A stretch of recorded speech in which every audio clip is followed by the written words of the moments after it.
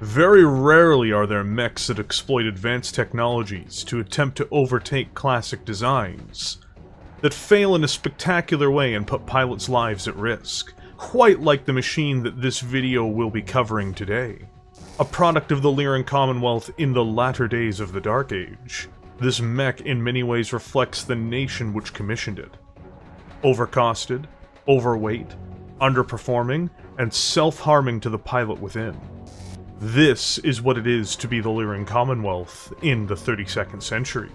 To not delay things further, let us investigate Blackstone Battlemech's mistake, the Götterdämmerung. A heavy mech weighing in at 75 tons, the Götterdämmerung was designed with a difficult task in mind, which was namely to replace the venerable chassis and mainstream models of Earthworks' TDR series, or Thunderbolt. To say that it competes with any modern variant of the Thunderbolt is to say that a house cat is comparable to a lion. While this may seem harsh, the reality of the matter is, when a machine is put directly up against an older design which is simply updated, and has as many functional issues as the Götterdämmerung, it is simply not possible to avoid such a critique. The biggest flaw that can be immediately found is its dismal ability to keep its pilots alive. It suffers from the difficult ejection flaw in the advanced rules, and it's not hard to see why. This Battlemech's ejection system is comical to all those who aren't stuck inside the tomb that is the Götterdämmerung. To give a description of this travesty's ejection process, first, its combat shroud must be retracted by opening the emergency access panel and pulling a lever. If this fails to retract, explosive retaining bolts will activate in 10 seconds. Next, the cockpit hatch has explosive bolts that are armed by rotating a control dial counterclockwise and activated by pushing in the dial. If the mech is still standing, there is an escape slide that may deploy by pulling an additional lever next to the control dial. In the midst of a combat situation, this process will leave any pilot, dependent on this, exposed for potentially half a minute to even a minute, which is, quite frankly, horrifying. By having created such a system, what Blackstone Battlemechs is telling the pilots of this mech is that fighting to the death is the only option. The issues the Götterdämmerung continues to run into even after this is that it is designed to be survivable as a chassis at the expense of all other things. While this may sound, in theory, like a great idea, in the Dark Age and Ill Clan era, lethality due to the proliferation of clan technologies, as well as advanced inner sphere technologies, make this a somewhat unlikely tactic to work consistently, especially against peer adversaries. It struggles often where the Thunderbolt just does not, though again, the TDR may be slightly less survivable in some senses, in that its center torso may suffer an engine kill a bit more easily, or its gyro may be knocked out. It also doesn't help that for these benefits, this 75-ton brick costs more than its primary competitor, and by around 20% on average. Seldom do mechs cost more, weigh more, and kill their pilots more, all while doing the same job, and get considered a success, at least by my appraisal. There is a short-range variant of this mech as well, but it does not have information yet provided outside of a brief description so far, though we do know that this is meant to mirror the Thunderbolt's close-range variants in essence. The main model of this vehicle is the GTD-20S. It uses ENDO-STEEL in its internal structure to save weight, and has a torso-mounted cockpit. Because the mech is likely to be a fire magnet, and because of that torso-mounted cockpit, it does mean that this machine may have trouble staying on its feet, and some of its head-based systems are mounted in the side torso, such as life support, which is more important than you might imagine. If life support is damaged, overheating the mech can slowly kill or quickly kill the pilot should the mech overheat.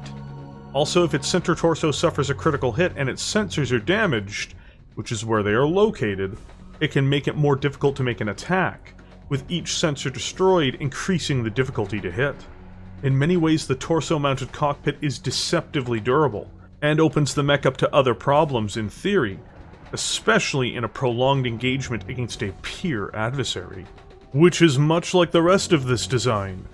It is deceptively functional. In order to save space, especially to add weapons and systems to the center torso, the GTD-20S operates with an EDISICH 300 Fusion compact engine.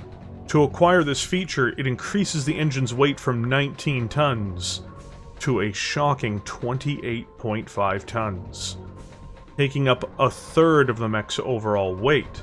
This engine does provide the mech with enough power to move at 64 kilometers per hour, or 6 movement points in the tabletop game. This is very much an average speed for a heavy mech, and it allows the GTD to move at battle line strategic operational speeds. It just pays an immense amount of tonnage to do this. To pay for such an enlarged engine, the Götterdämmerung must make cuts in other areas, and one of those areas is its heatsinks.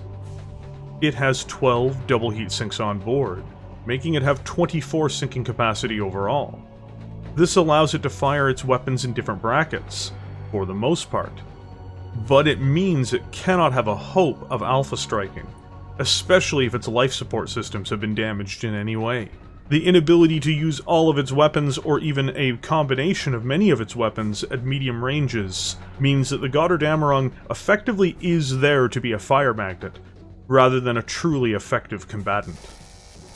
To say that the Götterdämmerung is well armed, for the time of its construction, would be ill-conceived as a thought at best, and a form of malicious fabrication at worst. The GTD-20S has 2 range brackets it can functionally fire into. To cover long-range and medium-range brackets, it has a Defiance 1001 extended-range particle projection cannon mounted in its right arm. By this point in history, PPCs and their ER counterparts in the Inner Sphere are very well known. They do a good job at breaking into armor, though often they need to have additional heavy fires to support these weapons. The GTD just doesn't have much of a follow-up for this era of warfare. Its secondary weapon is a Coventry Starfire LRM-15 launcher with no Artemis, and only 1 ton of ammunition supply, meaning it only has 8 rounds of fire. Despite being an endurance mech in many respects, it doesn't have the endurance of fire at range, which is frankly an issue. The primary weapons array on board, though, doesn't appear to be related to the PPC. Once the Götterdämmerung reaches close range, it uses 5 center torso mounted Defiance Model 12 extended range medium lasers as its primary attack focus. In an early era, 5 medium lasers would be a dangerous payload. During the Dark Age and Ilklan era, while not ignorable, it is most certainly on the lower end of the damage scale. The GTD-20S simply lacks the firepower, and if it fires the entirety of its medium lasers, it will breach its heat barrier, if only just. Meaning that these are hard to combine with other weapon systems realistically. What's worse is if it has lost its life support system and is becoming a zombie mech, these 5 medium lasers cannot be fired together without putting the pilot's life at risk. In essence, while it is not hopeless, the Götterdämmerung is undergunned.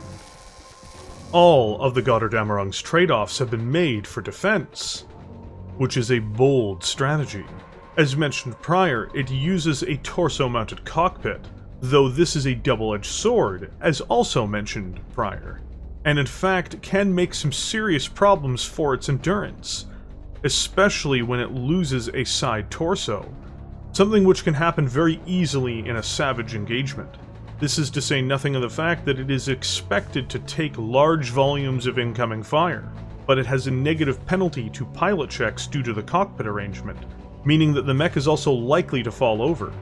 Falls can do pilot damage and do additional damage to the mech depending on where it collapses. It has a reduced engine size and gyro size, at least in terms of their footprints, to help these from being knocked out, but there are also other vital systems in the center torso regardless, creating other issues potentially, such as losing sensors or having the cockpit destroyed, killing the pilot. For protection, it has an impressive 12 tons of heavy ferrofibrous, giving it 231 points of armor to disperse throughout the mech. This makes the Götterdämmerung armored more like an assault mech than a heavy, at least in prior eras. It lacks a case for its LRM ammunition, which can end catastrophically, especially if it is hit by a through armor critical. While it has less engine and gyro criticals to be knocked out in the center torso, it is not immortal, nor is it fast enough to avoid incoming fire that might not just simply core it, but it also faces major penalties when the systems inside of its torso are knocked out. This is also to say nothing of the fact that the pilots in this mech are extremely vulnerable to dying as a result of not being able to escape this machine prior to its destruction. It is heavily armored, but at what cost is what I would ask.